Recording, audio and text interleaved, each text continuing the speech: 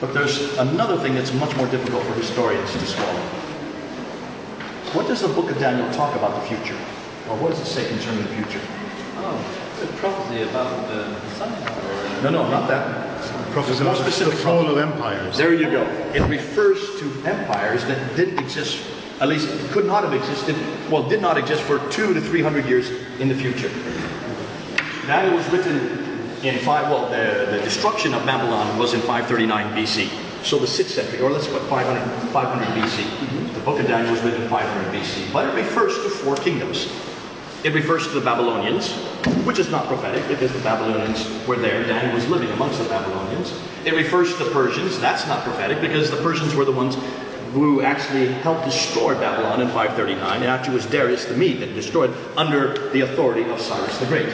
All right, so the Persians are not prophetic. It's the next 2 kingdoms that are the problem because it refers to the Greeks who don't appear until the 3rd century, and it refers to the Romans who don't appear until the 2nd century. So how could someone who were living and writing in the 6th century have known about Greeks and Romans that weren't yet to appear for 300 to 400 years later? Can you see why the historians don't like it?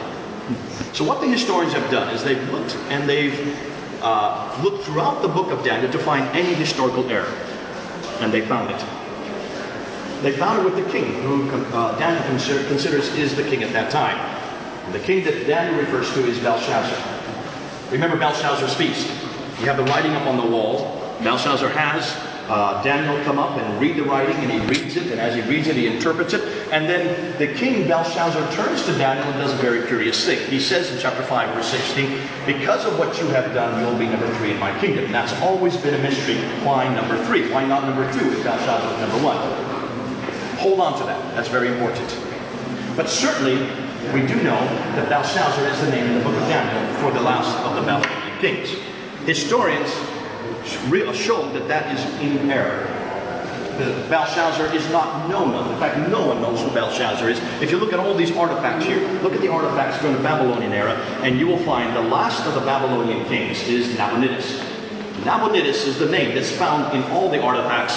Herodotus, writing just 100 years later, because Herodotus was living in the 5th century, in 400 BC. He's writing about this attack, he's writing about the destruction of Babylon, and he's very clear that the king that was responsible, the king who was destroyed, was Nabonidus.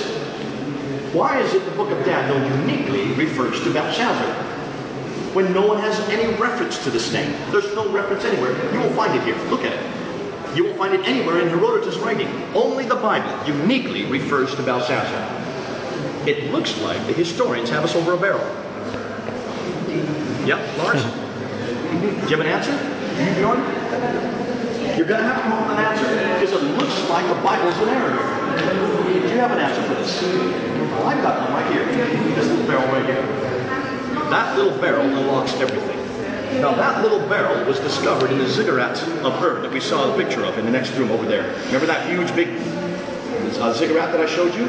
Until they came across the city of Ur, until they discovered that Ur existed, and until they uncovered that ziggurat, they would have never found this little barrel, because that was found in one of the antechambers of the ziggurat. It is a little barrel. It is a prayer written by Nabonidus. No one doubts that Nabonidus is the last king. That's not in doubt. We know that Nabonidus is the last king. Herodotus tells us that.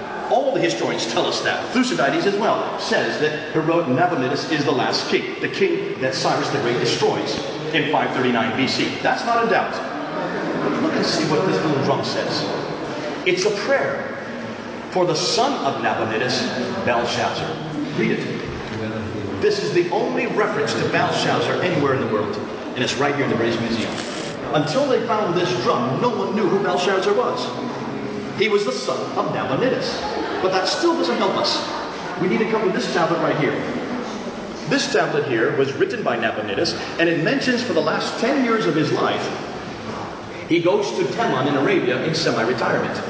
And he leaves the ruling of his kingdom to his son. But it doesn't mention who his son is. You've got to come back to the barrel to find out who the name of the son is. The son's name is Belshazzar, proving that both Nabonidus and Belshazzar were co-regents at that time. Now can you understand when Belshazzar turns to Daniel and says, you'll be number 3 in my kingdom, he's referring to he and his father as number 1 and 2. Daniel will be number 3, proving that not only the book of Daniel is correct. Here's what's getting exciting. How is it that the book of Daniel underknows this, but not Herodotus, who's writing 100 years later? To me, that proves that the book of Daniel had to be written in the 6th century. Had to be written at the same time that both Nabonidus and Belshazzar were co-regents. And I'll tell you why, that Herodotus knew nothing about it. No reference to Belshazzar at all with Herodotus or Thucydides. No, they were writing only 100 years later. And why did they not write about it? And why did they not know this? Can you guess? There's a good reason why they didn't know about it. Well, it's not that it wasn't common. They should have known about Belshazzar. They should have known that Belshazzar was actually ruling the kingdom when it was destroyed. Why did they know about it? What have we been talking about today? What's going on? What are all these artifacts written for? The kings write them themselves. And what do they write about? What is it they do? Their victories. Their victories. So these are conquests. Almost everything is written about conquests. Now, what would have happened if Belshazzar went and conquered a city or a kingdom? Who would have got credit for it? His father, because his father was still the number one king. He was basically the superior king. He was the senior king. So any conquest that he would have done would have been done, given credit would be to his father. That's why Belshazzar did no conquering. He did nothing. He was waiting for his father to die. Basically, he was just holding on to his father's kingdom, and he was waiting for his father to die so that he could then go out and conquer and claim it for himself. But since he did no conquering, nothing was written about him. That's why Herodotus and Thucydides knew nothing about Belshazzar. But the book of Daniel does. The book of Daniel is the only piece of archaic literature that gets it right, proving the book of Daniel had to be written in the 6th century. If it's written in the 6th century, can you now see why the historians are having a problem? Because how are they going to explain the reference to the Greeks and the Romans in the 3rd and 2nd century? Now who's over a barrel? Can you see the historians are having a difficult time with the book of Daniel because of these artifacts, because of the fact that they have now been discovered. Now these were just discovered a little over 100 years ago. But here's what gets me excited. Most of the time people, and I get this a lot from Muslims who say that Jesus cannot be God because he refers to himself as the Son of Man. 25 times in the New Testament he refers to himself as the Son of Man, proving they say he's just a man. But they have not read the book of Daniel. Because the book of Daniel defines who the Son of Man is. In chapter 7, verse 14, it's very clear that the Son of Man will come in the clouds and he'll have dominion. He'll be from everlasting to everlasting, have dominion over all tribes, peoples, nations, and tongues. It was concerned, if you look at the definition of the Son of Man in the book of Daniel, you will see that this is a divine claim. That anybody who called himself the Son of Man, not a Son of Man as you are, were all sons and daughters of men. The Son of Man, definite article, was always a divine title. That's why when Jesus claimed to be the Son of Man, in Mark chapter 16, there in the Sanhedrin, when the chief priest asked him, "Are you the Son of God?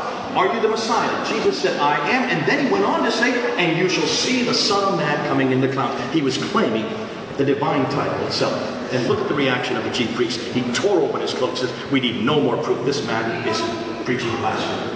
Now that's found in Matthew 26, it's also found in Mark 16, proving that Jesus was claiming probably the greatest title of divinity in calling himself the Son of Man. But you need the book of Daniel to support that. That's why I love the book of Daniel. And that's why I love the fact that the artifacts right here support not only that it is historical, but it also is even more historical than the historians like about it. That's why it's important that we do this kind of work. I hope you're getting excited. You better. But you would have probably walked right past and not even looked at that little drum, wouldn't you? It's insignificant.